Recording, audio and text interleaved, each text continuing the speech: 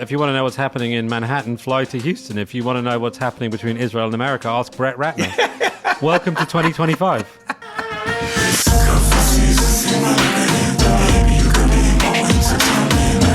G'day, welcome back to the Breaker Pod. I'm Lachlan Cartwright. I'm Ravi, Somaiya. We are Breaker, and we are coming to you from local in Soho in downtown New York. And thank you to Craig and thank you to Mike for letting us record the Breaker Pod here. Ravi, it's good to see you again. Always a pleasure. I have been in DC for the last few days, so I've missed you. You have. And I actually visited downtown DC, and it was nothing like the downtown we're used to. So I had to get back downtown New York. The downtown DC, mate, it just didn't have the vibe. It just didn't have the vibe. It didn't have the places. I got lost. I get lost a lot in life just generally, but also while I'm walking around. So it was good to get back here where I know where I'm going and I know the streets. What's going on. If you've got no sense of direction, move to New York. It's great. It's been a big week at Breaker. We have announced that we are now going bi-weekly. So we're sending 2 newsletters a week. So Tuesdays and Thursdays now. Double the Breaker bang for your buck, Ravi.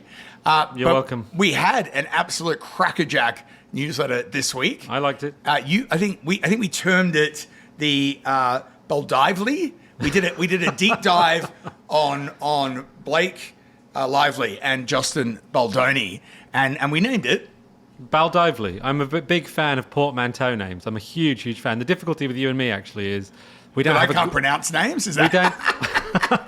I think that's charming, but we don't have a good portmanteau. So I think of us as a portmanteau. By the way, is 2 words shoved together, and I think of us as Lachlan.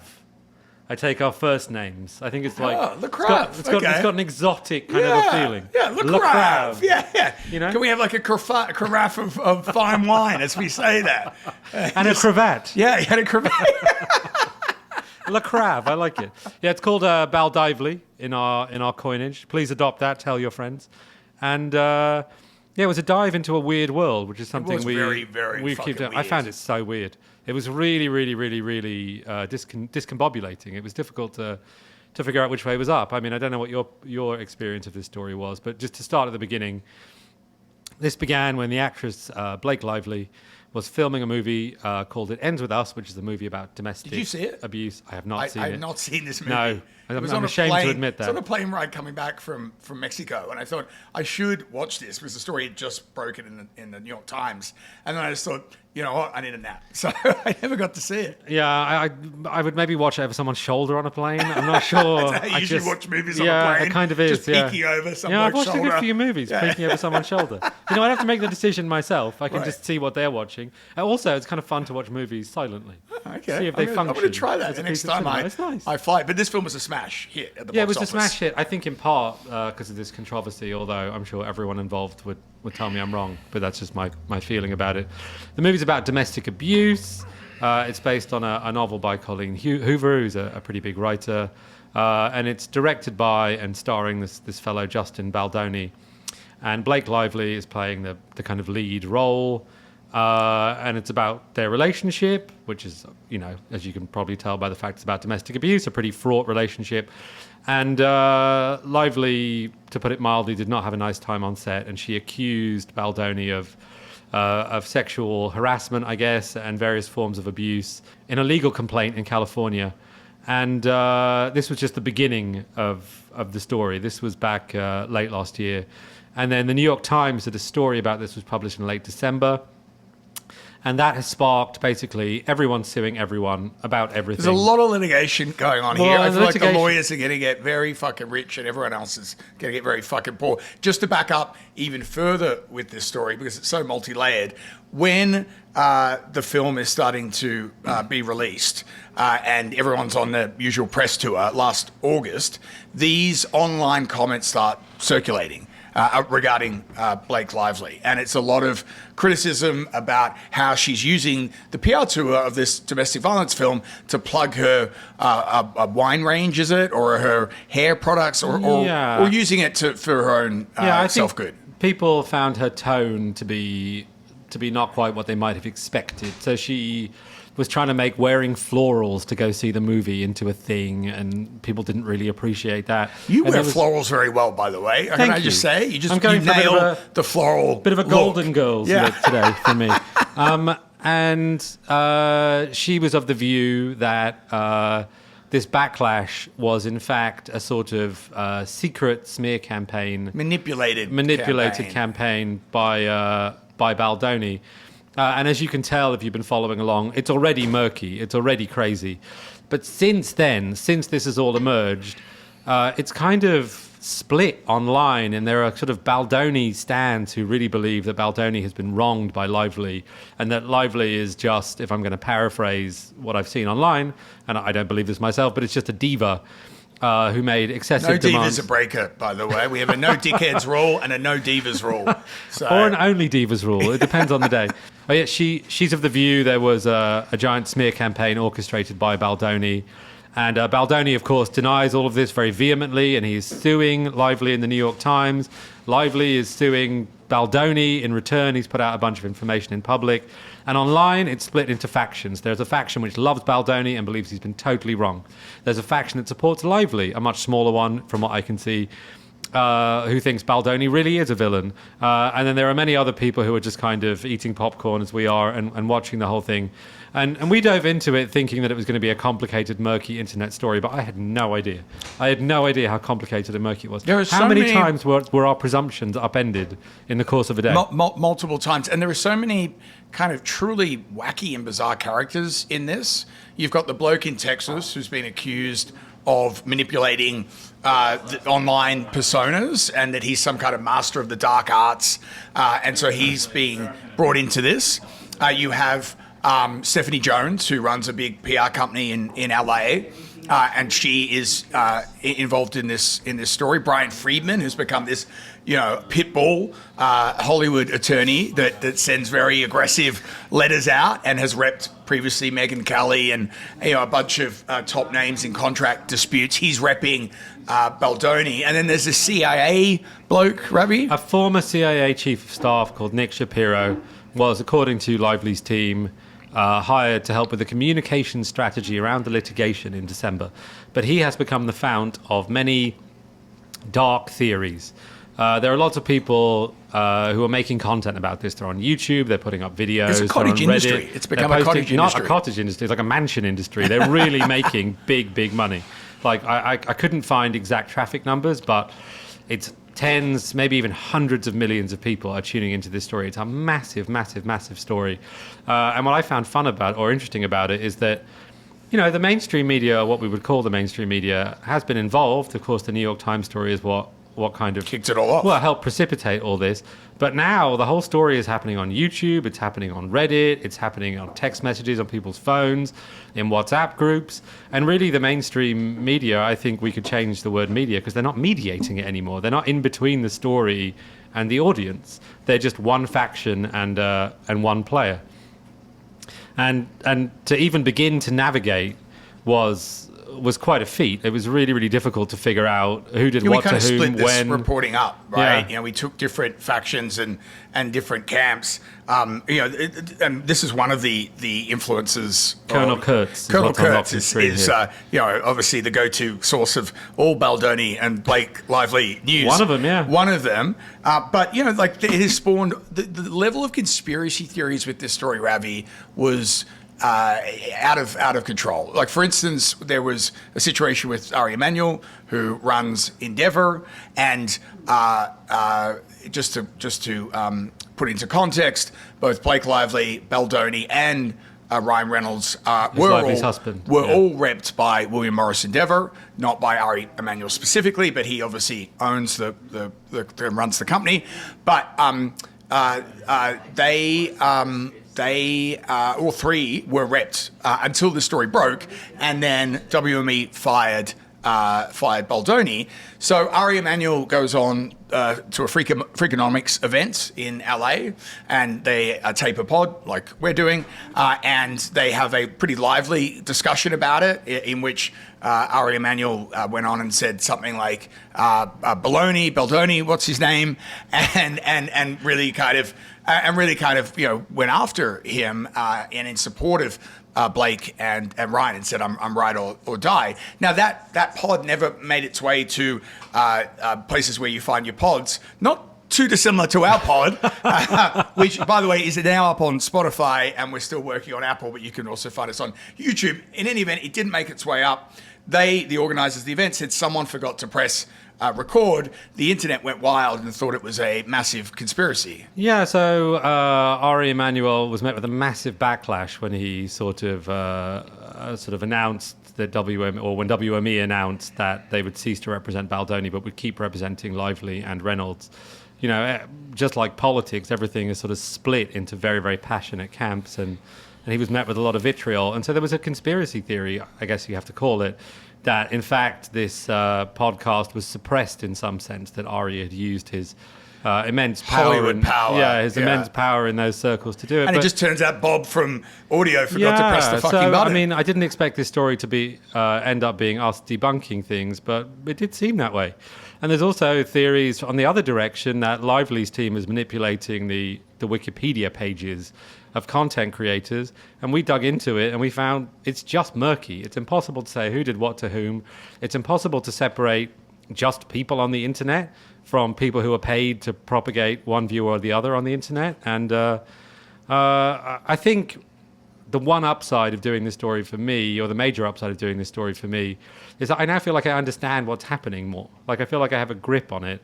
And you guys should take a look. It's probably a good guide if you're about to go somewhere where someone's going to talk your ear off about it. It is going to drag on for some time yet. And as I said, the lawyers are going to be the real benefactors of that. Always. Unlikely Friends is fast becoming a key segment of the newsletter.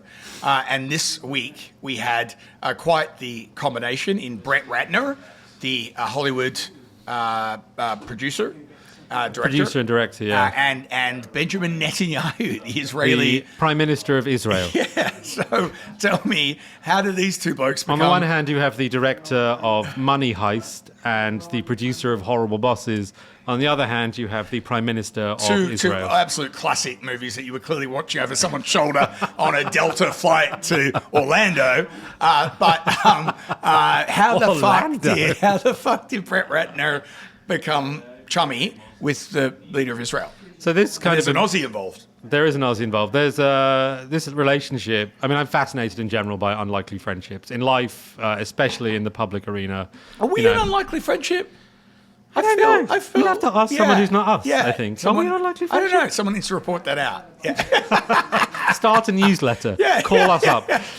This emerged in September of 2023 when Brett Ratner posted a picture from the UN General Assembly. Again, words you would not think to see in the same sentence. With him, Benjamin Netanyahu, Netanyahu's wife Sophie, and the lawyer Alan Dershowitz. And we didn't really hear much about it after that. In 2017, Ratner was accused of a various count of sexual harassment or abuse. Me Too. Yeah, and he kind of got caught up in Me Too. There was a big Los Angeles Times story.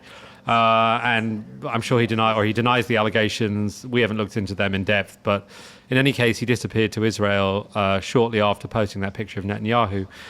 And we discovered that perhaps the friendship was brokered by a guy called James Packer, who's an Australian billionaire and investor. You'd know better than me. Very prolific Aussie.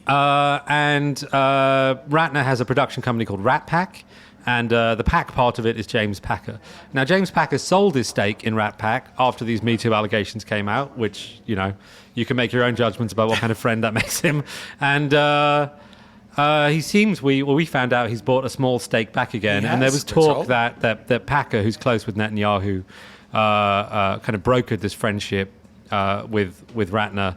I called up Alan Dershowitz, the lawyer who's in the photo. He told me that Ratner and Netanyahu's relationship is based on their sort of shared firm conviction that Israel has the right to defend itself strongly. Again, not a sentence I ever thought I would say in the same context as Brett Ratner, director of Money Heist, but here we are. And Ratner has also come back into the news because he is doing this Melania doc with Amazon that they have paid, I think, $40 million.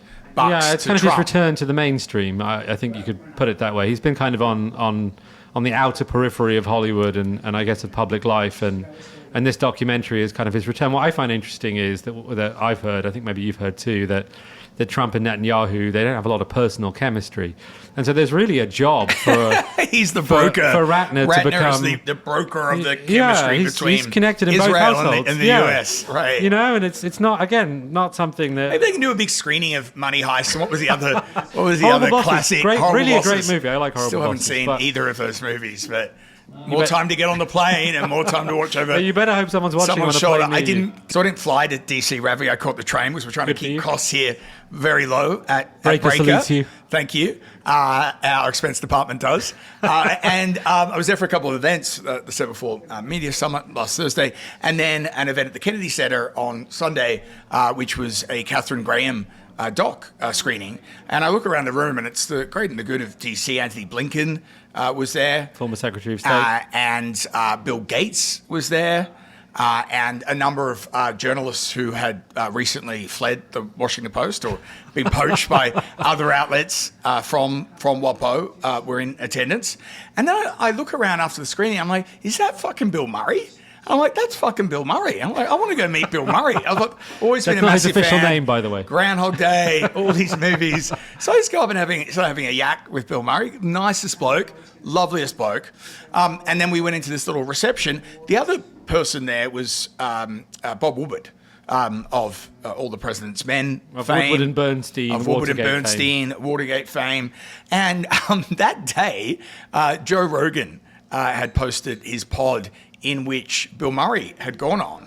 And Murray had really kind of gone on a tear about Woodward and about his 1984 book called Wired, which was about John Belushi. And he had said that, oh my God, they framed Nixon. Because his whole thing was if Woodward, for this book, had relied on the outer circle of his dear friend John Belushi and got a number of things wrong, according to him, how could he rely on the accuracy of Nixon? And this is kind of like what the Bob Woodward method is, right? In terms of he then goes... Comprehensive is the kind way of putting it. Yeah, right, comprehensive. He goes to... he speaks to as many people as possible. He does what all good journalists should do. Sometimes he just gets the people that are kind of there and gets their versions. And clearly this Belushi book had really pissed off Bill Murray. So then there is a situation at the reception afterwards where they come face to face in this kind of quite tight setting, and it was super awkward and super intense. And I went up to both of them after, and Bob Woodward just would not have any of it. I think he said to me, "I'm going to go get my wife and go home." And then Bill Murray just said, "We had words. We spoke." He just said to me, "We spoke." But of all the places and all of the events that those two blokes could be at, a screening of a Katharine Graham doc in DC. It's crossed my mind. Do you think Bill Murray knew he was going to go to this event and wanted to raise it specifically for that reason? I don't know. I don't know what the well, just because it's was. Quite an old book, and it seems interesting to me that he would raise it just before going to the Kennedy Center for a Washington Post event. It does seem like it seems plausible to me that it was just in his head. That happens to me too. I'm just curious. It's like a lot of things on this pod. There's just stuff in our head. Just stuff in my head. We just turn to raise it. And how did Woodward and Murray react to your raising this point of great tension? Were they pleased with you? I don't know if they were, as most people are when I ask them curly questions when they're trying to enjoy themselves. But a bit of sport, I think, from Bill Murray there. Yeah, I think definitely. I found it fascinating. It's a really interesting thing writing a book in general because you've written one. Yeah, I've written one, and I always think I used to write profiles, like quick turn profiles of people for the New York Times, and what that basically involves is a mini version of what I'm going to call the Woodward method. You just call whatever 12 human beings will pick up their phone and talk to you about the person, like an old school friend or someone who used to be their neighbor. Yeah, and I always think that's nuts. Like if someone called that selection of people in my life, I'm not sure they would get a great. What are they going to get? Like it would be It would be like, it's almost like a piece of art. It's like a weird picture of me would emerge. I'm sure it would be accurate. It would be like a very particular one. So it kind of it's kind of a hole in the journalistic method, I guess. We're going to start breaking scooplets on the pod, just little bits and pieces that we couldn't get into the newsletter. And we've been following the Zero Bond sale talks. We broke that story in the first edition of the newsletter because our mate Tillman Fertitta is in. I say mate. Tillman's actually in Italy. Person who's never met us, but who we've annoyed. I think. Yes, he's fled to Italy. No, he's in Italy because he's been nominated to be the Italian ambassador by Trump. So we broke the story week one that Tillman Fertitta and his company that have been buying up large swathes of hospitality and restaurants in New York are in talks to buy a zero bond.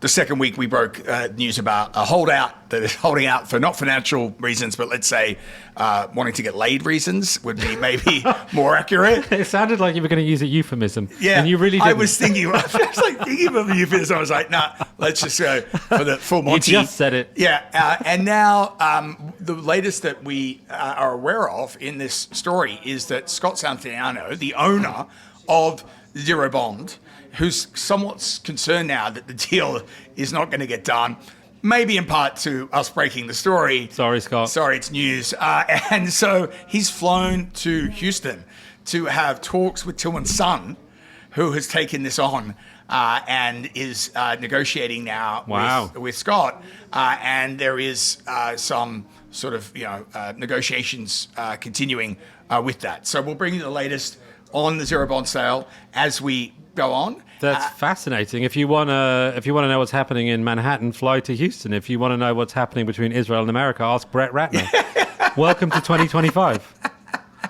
The other story we broke week one was this fantastic item about the New York Times, which is almost becoming a regular fixture. I remember when Spy had a whole column that they would just devote to the New York Times, and I feel like the New York Times, there's so much going on there. It's such a powerful institution that every week we'll probably have something about the New York Times. But in any event, we had first week an item about Careful Reader, which was a New York Times investigation into Alzheimer's drug trials. A health reporter by the name of Pam Bellick had been making a case that the substance of the investigation didn't carry water to bosses before it ran. The story runs byline by Walt Bogdanich, and a number of comments appear at the end of the story, which eerily echo Bellick's criticisms. So they pull the metadata, and as we now know, it turns out it is Pam's husband, who's also an investigative reporter, not the New York Times. Yeah. And they confront Pam. Pam denies it. I get Walt on the phone, who doesn't buy that. God bless him. Now we have been privy to a private New York Times Facebook alumni account. It is. We're getting the most exclusive. It's places. A riot. Yeah, it's a riot in this Facebook group, by the way. It's an absolute riot. They're having the time of their lives, moaning about the yesteryears of the Times and how the Times now isn't the Times before.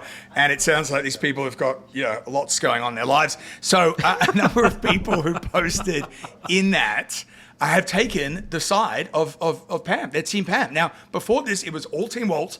Everyone was behind Walt. Now, a couple of former Times reporters, David K. Johnson was one who made a comment that while he admires Walt's work, he thinks that Pam wouldn't have told her husband certain matters, confidential matters, because he, in his relationship with his partner, his wife, did not tell her things that were going on at the workplace, and he credits that with his stable and a stable and happy marriage. It was a pretty good humble brag from David. Yeah. Hi, David. How are you?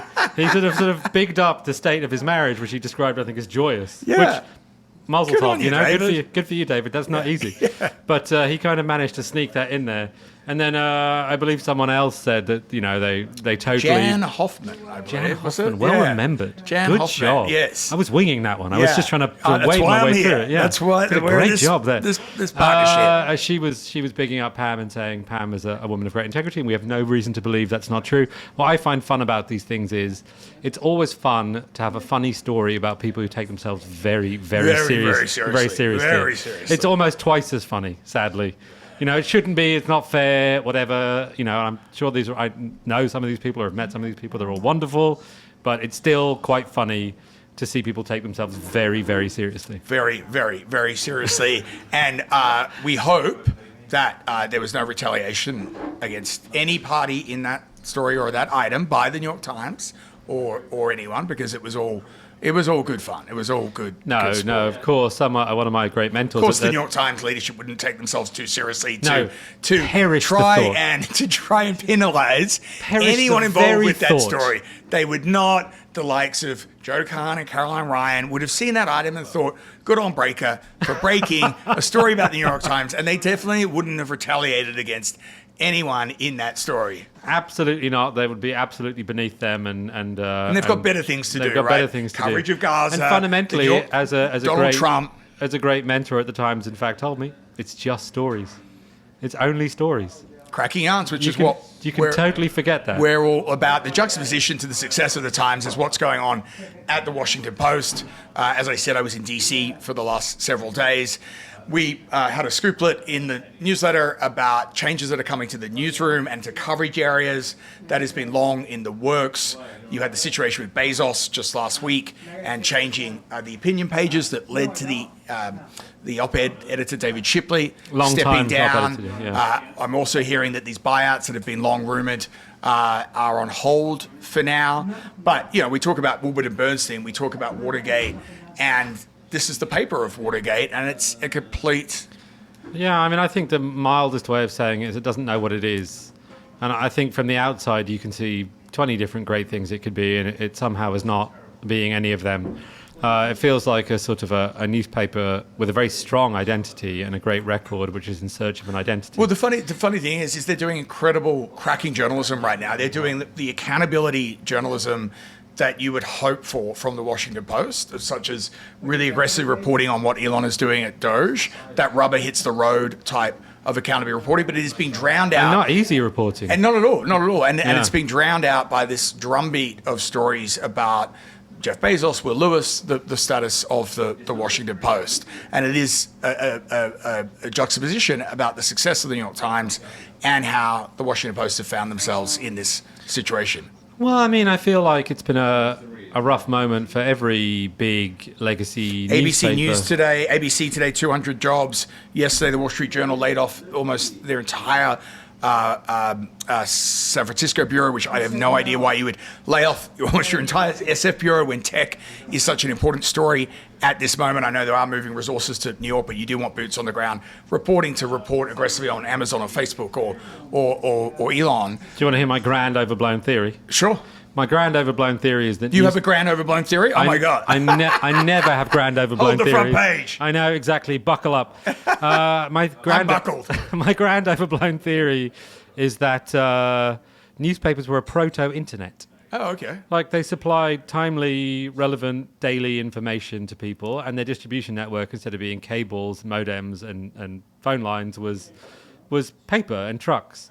And then when the actual internet came along, they had a massive advantage they just did not know what to do with. Yeah.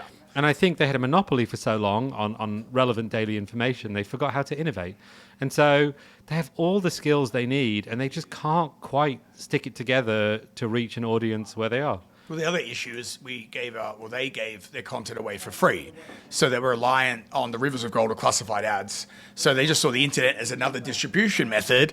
And it's only in the last sort of decade or so that all these places have got more aggressive about paywalls and about getting the punters to pay for content. Thank you to the subscribers of Breaker who are paying for our newsletter and for Breaker. But I think that was a really missed goal, and changing that mindset and that mentality to get people to pay for journalism has been a tough ask. Yeah, it's hard. It's not hard like something that's really hard. It's not hard like being a nurse, but it's hard in the sense that, if we look at the story that led our newsletter this week, it's so easy to just write the easy thing and not make the second call and the third call and the fourth call. A lot of those calls, yeah. YouTubers and it's a lot so of those... hard to have your presumptions questioned all the time. It's so hard to follow a story where it's going to go and then have someone tell you you're an idiot and you got it 100% wrong. Well, that's what they tell us every week here at Breaker. Well, maybe they're right. Yeah, well, they might have a point. Well, we're looking forward to being in your inbox on Tuesdays and Thursdays now. The pod will be out every Friday. And please subscribe. Go to breakermedia.com. Also like and subscribe wherever you're watching this. And this pod will definitely be on YouTube. It will be definitely on Spotify.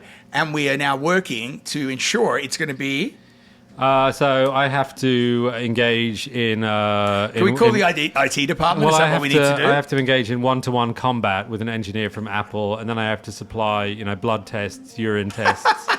I have to go to an MRI machine. I have to supply the same test, but it's not to get up the pot on Apple. If I'm found worthy, they'll put it on Apple. Please, Apple. We'll see you again next week. People. Cheers.